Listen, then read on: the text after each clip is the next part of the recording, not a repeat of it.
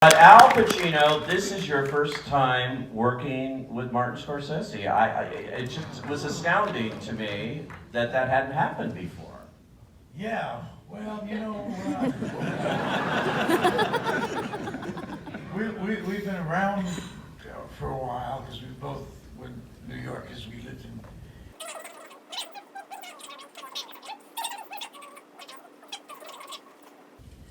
Oh my.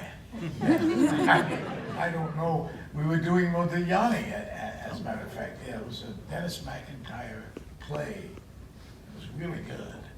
But we had to translate the play into a film, and that took a while. And we were very close with it, but almost.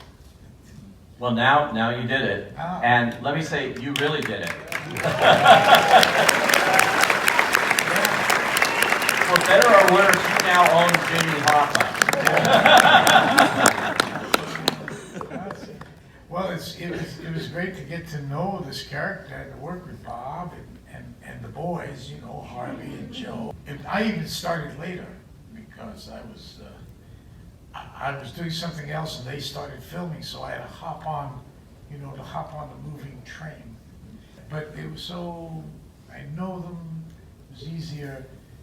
They just took me in. I worked with Bob before. I worked with him all the time.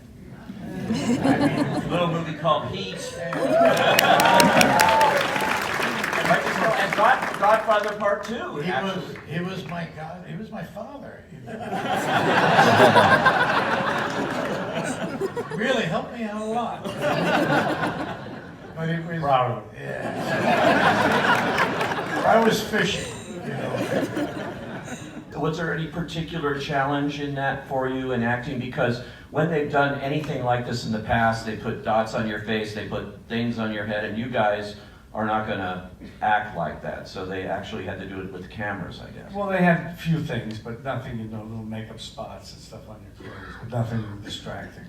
Yes. And we don't see as well. We don't see as well anymore. We had a little R2D2.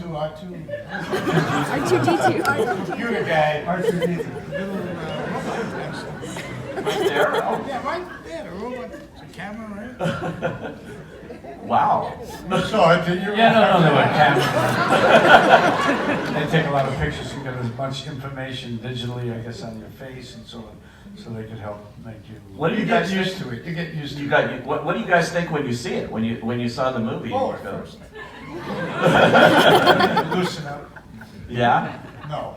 It just is there, and you understand it. That's the way it's going to be. And we didn't think about it. You never mentioned it once. No, the thing that we were more, I think, concerned about was we had a guy named Gary Chacon who would be our, what was it, movement? The movement guy, yeah, the yeah. movement analyst. Yes, okay. Yeah. Movement analyst. So he would tap us on the back if we were, you know, he'd say you're 39 now or you're 40. Yeah, right. I look 39, but That is the part of it, yeah, the physicality. So you had to get used to every single age as that was going? Wow. Was that a particular challenge, or did you just go? totally a challenge. Totally. Yeah? Can't be done. How about the scene after JFK assassination where you're running out and you see the flag up there and Jimmy Hoffa does not want to have staff, and I don't know what happened to me that day. I don't. Did you hear about it? Oh, you were there, actually. Yeah. I don't know. It was cold for one thing, and it was really cold, and I didn't want to do too many takes of this and stay out in the cold. So I thought I better do this thing the right way, meaning the fast way. And I went because I'll be out here a few more minutes, and you know I'm a bit fragile now. Older age, I get a little sick, so I went up fast. I don't know how I did it. It was terror, of course, of getting sick.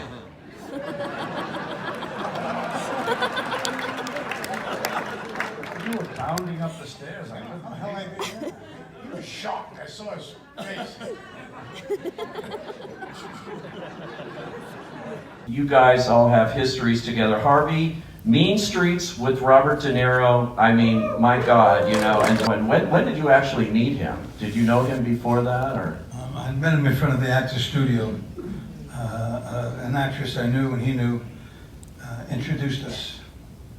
On our first meeting, it's something very dear to me because this girl, name was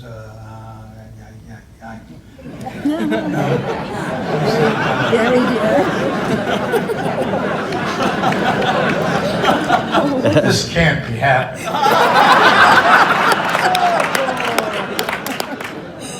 What's her name?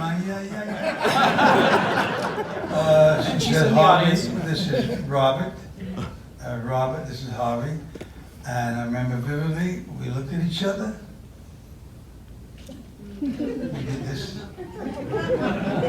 And we broke into a grin. And it became a smile. Then they called everyone into the actor studio. We never spoke a word to each other. Until we met a year later when Marty was going to do Mean Streets. Amazing. The guy that's not here on this panel, and I've got to do a big shout out to him because he was great in this movie. Buffalino, Mr. Buffalino here, Joe Pesci.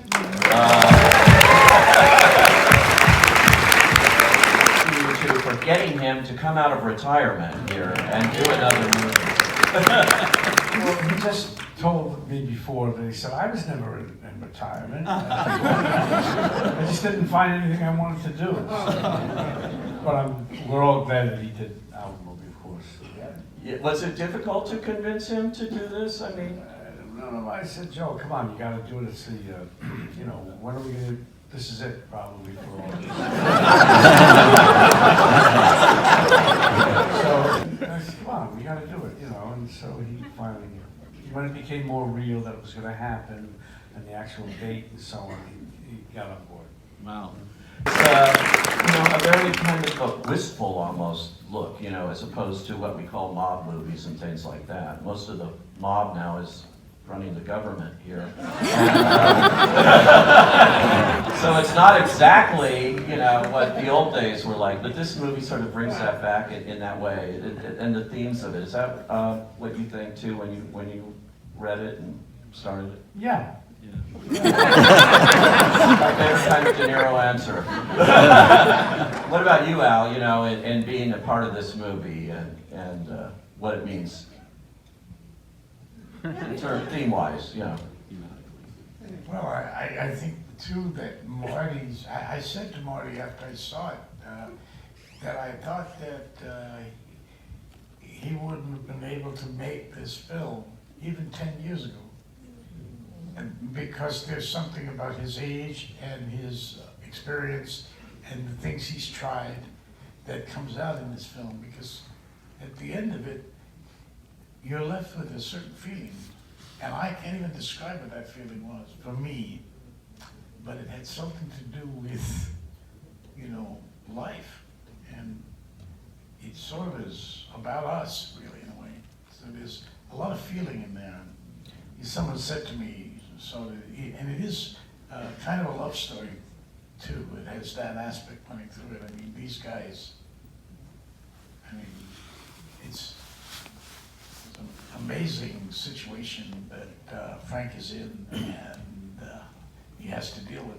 But yet, when Marty sort of captures a certain kind of thing, which is almost ephemeral, but you feel it because of his artistry and his knowledge of things.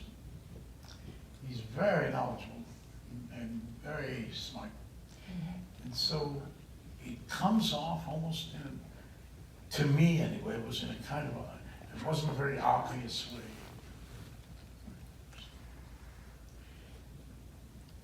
Yeah. Well, it's, I didn't know if you were done or not. That was I was about to cry. I say that's because Al Pacino, we hang on to your every word. You know, tonight is your big premiere here in LA. I'm going to let you get back to it, but thank you for coming out, talking to us.